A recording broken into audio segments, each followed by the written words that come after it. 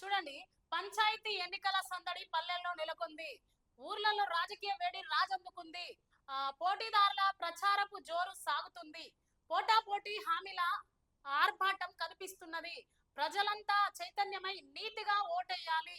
ప్రగతి వైపు పల్లెను నడిపే నేతను ఎన్నుకోవాలి. చూడండి, ఎంత చక్కగా రాశారు చూడండి.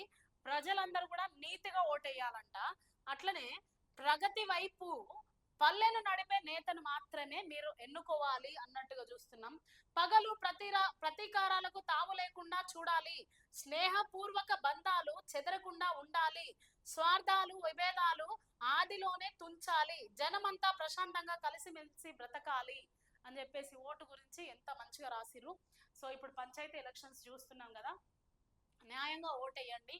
మన పల్లెను ఎవరైతే ప్రగతి బాటలో నడిపిస్తారో వాళ్ళకు మాత్రమే ఓటేసి మా పల్లెలో ఈ సమస్యలు ఉన్నాయి, ఈ సమస్యలు మీరు తీరుస్తేనే మేము మీకు ఓటేస్తాము అని చెప్పి మీరు ఓటు వేయవలసిందిగా కూడా మేము కోరుకుంటున్నాం. ఇప్పుడు ప్రచారాలకు వస్తూ ఉంటారు. ఆ ప్రచారాల్లో మీ డిమాండ్స్ ఏమున్నాయో సర్పంచుల ముంగల పెట్టుర్రి. ఆ డిమాండ్స్ కి వాళ్ళు ఒప్పుకుంటేనే మీరు ఓటేయండి.